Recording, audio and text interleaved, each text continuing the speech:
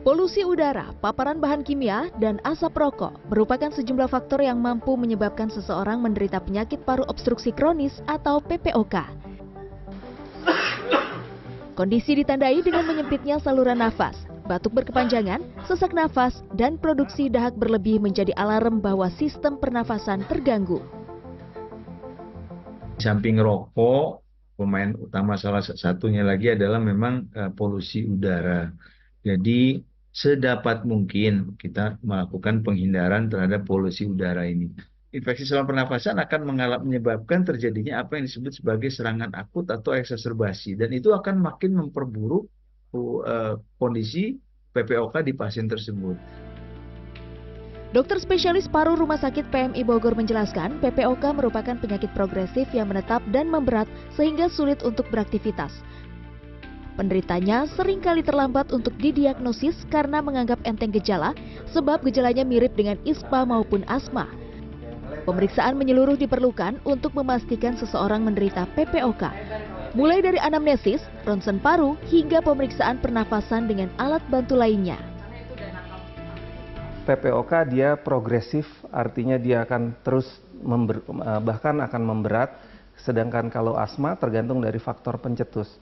Apabila terjadi ada faktor pencetus, dia akan kambuh, tapi kalau faktor pencetusnya hilang, dia akan hilang, atau dia ada periode stabilnya. Sekarang pengobatan yang ada itu tidak untuk menyembuhkan, tetapi hanya untuk meringankan gejala. Jadi tujuan terapi dari PPOK adalah satu, meringankan gejala, yang kedua meningkatkan quality of life atau kualitas hidup dari pasiennya, yang ketiga adalah mengurangi terjadinya komplikasi. Meski penderita PPOK didominasi oleh orang dewasa, pada anak-anak muncul dalam bentuk lain seperti ISPA, asma, maupun pneumonia. Menghindari serangan, mengenali pemicu gejala, mengkonsumsi obat-obatan dari dokter termasuk pengencer dahak merupakan beberapa rekomendasi pengobatan medis pada pasien. Namun tak sedikit masyarakat turut mencoba terapi di luar konsumsi obat untuk membantu meredakan gejala. Nah, pertama itu kan mereka mudah ya batuk pilek, terutama terpapar dari temannya di lingkungan sekolah, terus mungkin dari cuaca juga. Jadi daya tahan tubuhnya lemah, berulanglah batuk pileknya kan. Nah, terus kan capek juga ya bolak-balik dokter, minum-minum obat. Jadi aku searching lah ya terapi yang bisa untuk batuk pilek itu apa sih supaya bisa sembuh tanpa obat-obatan gitu.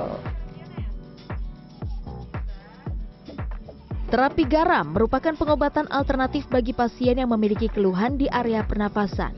Garam tingkat farmasi dihirup dalam jangka waktu tertentu sehingga menarik lendir-lendir mukus dalam saluran pernafasan dan membuat area pernafasan menjadi lebih lega.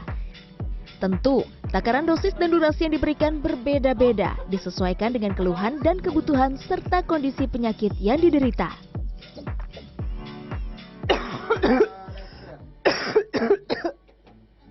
Ini kali pertama saya masuk ke ruang terapi seperti ini, langsung berasa gitu ya nyegrak baik ke tenggorokan maupun juga ke area hidung. Udah mulai turun juga nih ingus-ingus saya, dan beruntungnya adalah lagi di ruangan untuk anak-anak. Jadi banyak sekali distraksinya, jadi anak-anak pun juga nggak terganggu dengan adanya terapi garam ini.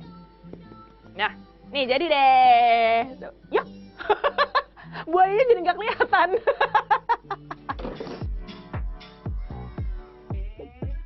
Kelembapan yang diperoleh dari garam dinilai mampu meningkatkan dan memperbaiki saluran pernafasan. Kendati demikian, inhalasi garam belum bisa menggantikan rekomendasi pengobatan medis sepenuhnya, melainkan hanya bersifat mendampingi atau membantu sejumlah pasien. Garam itu sendiri fungsinya tuh banyak sekali. Bisa untuk pernafasan, bisa untuk insomnia, buat kulit, dan lain-lain itu banyak sekali. Tapi memang dengan kondisi yang saat ini itu memang lebih banyak ke pernafasan. Jadi misalnya batuk pilek itu udah pasti, bronkitis, asma. Jadi ada juga beberapa pasien yang dia udah ke dokter, terus habis itu dia terapi self care juga untuk membantu, kan dia tidak bisa menghilangkan dokter juga ya, dia hanya terapi membantu, yang akhirnya pada saat itu akhirnya berjalan, terus dokternya bingung, kok kamu improve sekali gitu. Jadi akhirnya si dokter tetap berjalan, self care dia berjalan, ternyata asmanya membaik jauh lebih cepat dibanding sebelumnya. Berdasarkan data WHO per November 2024, penyakit pernafasan kronis masuk dalam 4 besar penyebab kematian sedunia dengan sumbangan sekitar 5%. Komplikasi paling sering ditemukan pada penderita PPOK berupa gagal nafas serta sejumlah penyakit kardiovaskular lainnya. PPOK merupakan penyakit progresif yang bisa memburuk dari waktu ke waktu dan tidak dapat dihilangkan sepenuhnya. Namun dengan memperbaiki gaya hidup serta mengurangi paparan resiko, pasien pengidap PPOK dapat meningkatkan kualitas hidupnya. Clarissa Aradia, Muhammad Wahyudi, Yoga Aris Pratama, CNN Indonesia.